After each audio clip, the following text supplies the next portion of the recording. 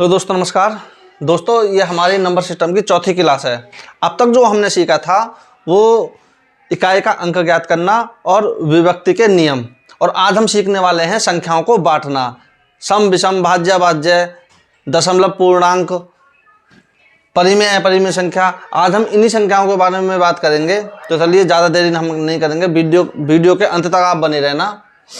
दोस्तों दशमलव और पूर्णांक, पहले हम बात करेंगे दोस्तों पूर्णांक की। देखिए पूर्णांक होता क्या है, आप 0 से शुरू करिए और 1, 2, 3 और आगे तक इनफाइनाइट तक आप कहीं तक भी इसको ज्ञात करिए, वो संख्या सभी पूर्णांक होती हैं। आप चाहे वो माइनस में हो या प्लस में हो, -1, -2, -3, यहाँ से भी इनफाइनाइट तक हो, कैसी भी संख्या आप कहीं तक भी उसको ज्ञात करोगे तो वो आपको सभी संख्याएं पूर्णांक संख्याएं होंगी। फिर दशमलव संख्याएं क्या होती हैं, इनके जो बीच की संख्याएं होती हैं 1 से और 2 के बीच की संख्या, उसी को हम दशमलव संख्या बोलते हैं। अब देखिए इनके बीच की जो भी संख्या होती है, ये जो 0 आती है, ये भी दोस्तों पूर्णांक में ही आती है। अब देखिए यदि हम किसी संख्या को ऐसे लिखें, कैसे संख्या पूर्णांक है, ये संख्या दशमलव में आ जाती है, ये संख्या पूर्णांक नहीं है। जो पूरी संख्या होती है, जिस संख्या को आप पूरी संख्या लिख सको वही पूर्णांक होती है। आप कहीं तक भी इसको ज्ञात करो, 1 से लेके अंत तक, जहाँ भी इसका अंत होता हो, अंत तो संख्या का नहीं होगा, लेकिन आप जहाँ तक भी इसे पढ़ सको, लिख सको, सभी संख्याएं पूर्णांक में होती हैं यदि वो इसके बीच में दशमलव नहीं आता। ठीक है दोस्तों, अब चलिए देखते हैं दशमलव की तरफ। दशमलव जो संख्याएं होती हैं, ये मैंने अभी आपको बताया था, जिन संख्याओं के बीच में आपको दशमलव लगाना पड़ जाए वही संख्या दशमलव होती है। अब देखिए यदि मैं कहने लगूँ आपसे 10/3 को, क्या ये दशमलव में संख्या में आती है? ये बिल्कुल दशमलव संख्या में आती है, ये पूर्णांक नहीं है, क्योंकि यदि हम 3/10 को यदि काटेंगे तो 3.333 ऐसे आता चला जाएगा, तो इसके बीच में दशमलव आ गया, तो यही संख्या आपकी दशमलव संख्या होगी।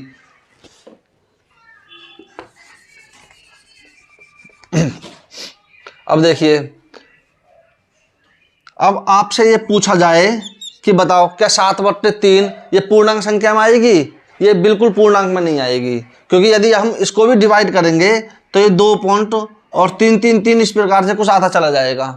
यानी जो भी संख्या आप पूरी उसे विभक्त कर सको वो संख्या आपकी पूर्णांक में है। अब आपसे पूछ ले जाए, बताइए 14/2, अब ये दशमलव में है पूर्णांक में, तो आप इसको यदि काटोगे तो 7 बार में पूरी संख्या कट गई, ये संख्या पूर्णांक है, इसको आप पूर्णांक कह सकते हो। बाकी आप अगर 14/3 लेके चलोगे तो ये संख्या पूर्णांक नहीं है।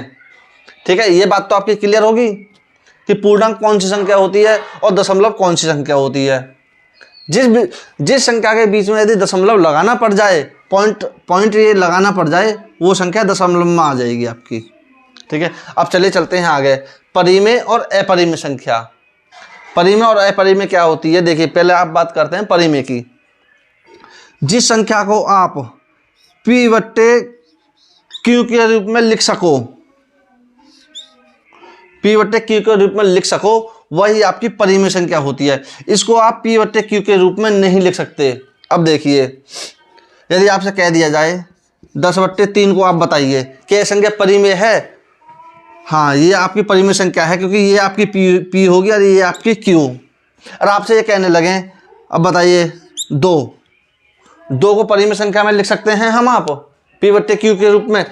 अगर हम 2 को ऐसे लिख दें 2/1, तो ऐसे भी तो लिख सकते हैं 2/1, तो ये आपकी P होगी, ये आपकी Q होगी, तो आप ये भी संख्या परिमेय में है। इस कहने का मतलब ये है, आपको कोई सी भी संख्या ऐसी मिल जाए 1 से लेकर आगे तक, मान ली 1, 2, 3, 4, 5, ये सभी संख्याएं परिमेय संख्या में आती हैं।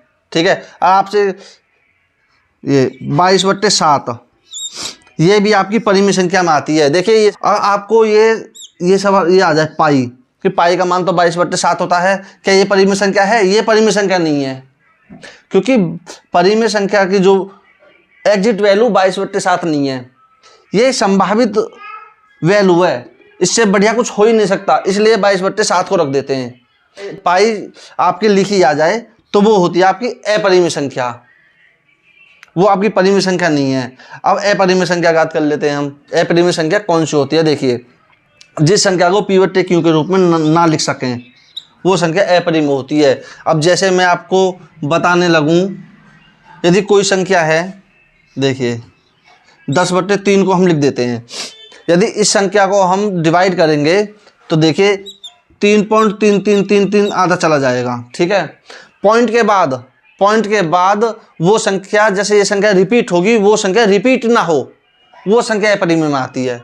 कभी रिपीट ही ना हो, कभी उसके ऊपर वार लग ही ना सके, वो संख्या आपकी अपरिमेय में आती है। अब चलिए आपको मैं एग्जांपल के तौर पर बता दूं। देखिए, जैसे √2 हो गया,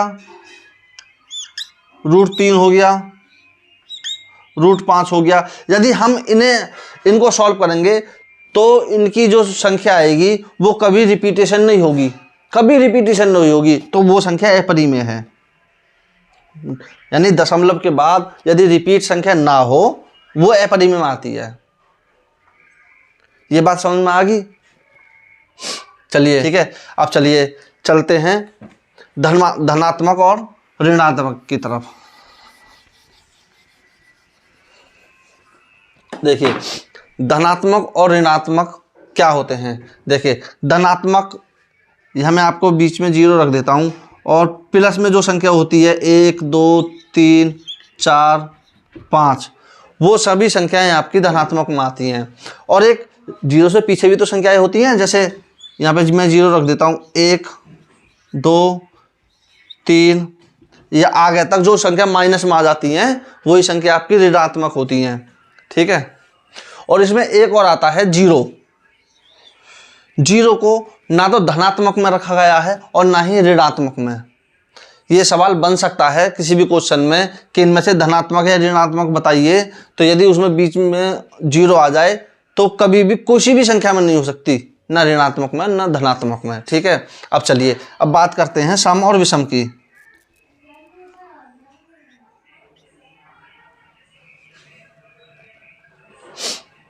अब बात करते हैं सम और विषम की।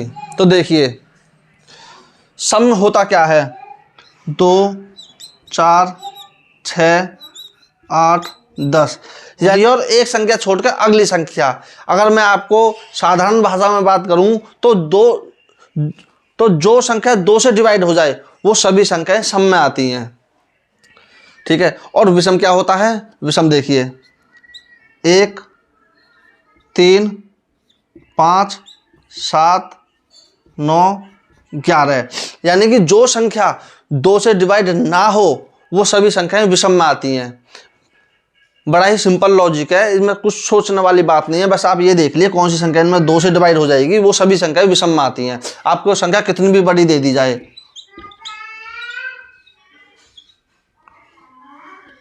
अब ये भूला जाए संख्या विषम में समय, तो आप लास्ट में देख लीजिए, मैंने इकाई अंक में आपको बता रखा है, विभक्ति नियम में भी आपको बता रखा है, यदि इकाई अंक सम हो गया तो पूरी संख्या सम है, ठीक है। और विषम के लिए, विषम के बारे में बात करा जाए तो अब ये संख्या विषम हो गई, ठीक है। जो 2 से ना कटे वो विषम, 2 से डिवाइड हो जाए वो सम। चलिए अब चलते हैं आगे की तरफ। देखिए, भाज्य और अभाज्य होता क्या है, अब मैं आपको बता दूं। 2 3 5 7 11 13, अगर मैं बात करूं अभाज्य होता क्या है, तो जो संख्या अपने आप से, स्वयं से और 1 से, अब आप कहोगे जी 1 से सारी संख्या कट जाएंगे, स्वयं से भी सारी संख्या कट जाएंगी, तो वो ही संख्या अभाज्य है जो किसी से भी ना कटे, किसी और संख्या से कटे ही ना, 1 और स्वयं के अलावा वो सभी संख्याएं अभाज्य में हैं, ठीक है। और ये 2, यही एकमात्र ऐसी संख्या है तो सम है और अभाज्य भी है, सिर्फ यही एक ऐसी संख्या है 2। अब 2 अभाज्य कैसे, देखिए 2 को यदि हम किसी और संख्या से काटने लगें तो क्या 2 डिवाइड हो जाएगी किसी भी और संख्या से, या केवल 1 से डिवाइड होगी या फिर स्वयं से, इसके अलावा किसी से भी डिवाइड नहीं होगी। इसका मतलब ये सारी शर्तों को पूरी कर रही है जो अभाज्य संख्या में होनी चाहिए। इसलिए इसको अभाज्य में रखा गया है। ये एकमात्र ऐसी संख्या है जो सम होने के बावजूद भी अभाज्य में आती है। ठीक है, अब बात करते हैं भाज्य की। ठीक है, भाज्य संख्या क्या होती है, देखिए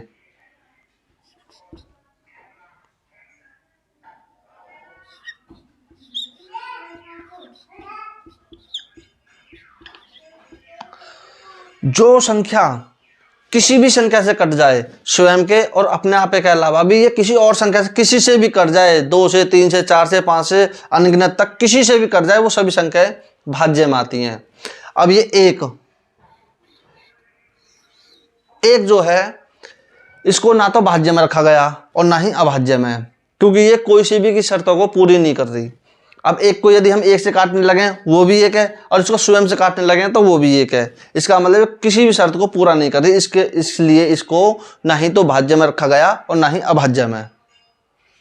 सबसे छोटी अभाज्य यदि पूछा जाए तो 2 होगी, सबसे छोटी अभाज्य। ठीक है, और एक ये होती है 0 को भी भाज्य में ही रखा गया है। अब बात करते हैं दोस्तों सहभाज्य, सापेक्षित अभाज्य। सापेक्षित को अपेक्षित अभाज्य भी बोलते हैं, कहीं कहीं अपेक्षित आ जाता है और कहीं सापेक्षित अभाज्य आ जाता है। और एक होता है जुड़वां अभाज्य, इसको ट्विन अभाज्य भी बोलते हैं। तो पहले बात करते हैं सहभाज्य की।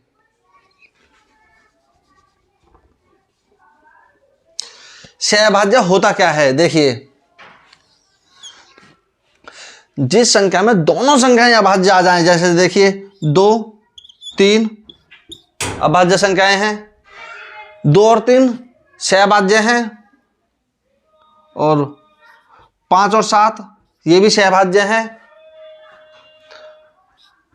11, 23 ये भी सहभाज्य हैं। यानी कि जिस संख्या में दोनों संख्याएं, जिस जोड़े में अभाज्य हों वही संख्याएं सहभाज्य हो जाती हैं। अब बात करते हैं सापेक्षित अभाज्य की। तो देखिए सापेक्षित अभाज्य जो दोनों एक दूसरे से अभाज्य का रिलेशन रखती हूं, दोनों संख्याएं एक दूसरे से अभाज्य का रिलेशन रखती हूं, वो संख्या सापेक्षित अभाज्य या अपेक्षित अभाज्य में होती हैं। जैसे या ये कहें कि दोनों संख्याएं किसी और संख्या से ना कटें। दोनों देखिए, अब मैं बताता हूं आपको, 4 और 9 ये दोनों संख्याएं, ये जोड़ा सापेक्षित अभाज्य में आ जाता है। क्यों आता है, देखिए 9 और 4 दोनों एक दूसरे से या किसी भी एक संख्या से नहीं कटेंगी, अलग अलग कट जाएंगी, लेकिन दोनों संख्या किसी अलग संख्या से नहीं कटेंगी, एक संख्या से, तो वो संख्या आ जाती है सापेक्षित अभाज्य। या यूं कहें कि इन दोनों का में से, जिन संख्याओं का में से एक होता है वही संख्याएं सापेक्षित अभाज्य होती हैं। वो संख्या ये होती हैं। आपको मैंने विभक्ति के नियम में भी ये चीज बताई थी कि अक्सर उसमें भी क्वेश्चन काफी आए थे कि जो एक में से किन संख्याओं का होता है, कौन सी अभाज्य संख्याएं होती हैं, वो ये वाली संख्या होती है सापेक्षित। मैं आपसे कहने लगूं 6 और 11 कि ये संख्याएं सापेक्षित अभाज्य हैं, बिल्कुल है, क्योंकि इनका में से भी एक आ रहा है। ठीक है, 3 और 10 ये संख्याएं भी सापेक्षित अभाज्य हैं। ठीक है, यानी कि जो सहभाज्य, देखिए कुछ संख्याएं ऐसी होती हैं सहभाज्य में जो सापेक्षित अभाज्य में आ जाती हैं, जैसे 2 और 3 इन दोनों का में से एक है, ये संख्याएं सापेक्षित अभाज्य भी है, ये सहभाज्य भी है और सापेक्षित अभाज्य भी है। ठीक है, 5 और 7 को ये संख्याएं इसमें आ सकती हैं, लेकिन ये संख्याएं इसमें नहीं जा सकती। ठीक है, ये बात क्लियर है। अब आपको जुड़वां अभाज्य है, अब आपको बात करते हैं जुड़वां अभाज्य की। ठीक है दोस्तों, जो दोनों संख्याएं अभाज्य हों और उनका अंतर केवल 2 हो, या अंतर में बात करूं अंतर केवल 1 का हो, यानी 1 छेद के अगली संख्या अभाज्य हो। जैसे कि अब मैं बात करूं आपसे, देखिए 11 और 13 इन दोनों के बीच का अंतर 1 है केवल, ये संख्या जुड़वां अभाज्य में आ जाती है। और मैं बात करूं आपसे 17 और 19, ये संख्या आपकी जुड़वां अभाज्य में आ जाती है। ठीक है, अब मैं बात करूं आपसे 23 और 35 की, ये संख्या जुड़वां अभाज्य में नहीं आती, ये संख्या जुड़वां अभाज्य में नहीं, यानी इनके बीच का अंतर 1 होना चाहिए। एक संख्या को छोड़ के अगली संख्या ही अभाज्य हो, वही संख्या आपकी जुड़वां अभाज्य में आ जाती है। यह बात क्लियर है। देखिए क्षय भाज्य, सापेक्षता भाज्य और जुड़वां भाज्य आप समझ गए। ठीक है, दशमलव और पूर्णांक भी मैंने आपको बता दिया, परि में अपरि में भी आपको मैंने बता दिया, सम और विषम भी मैंने आपको बता। इस वीडियो में आपका ये सब कुछ क्लियर हो गया। अगर आपको वीडियो अच्छी लगे तो उसे लाइक और शेयर कर देना ना, और मिलते हैं नेक्स्ट वीडियो में। तब तक के लिए जय हिंद, जय भारत।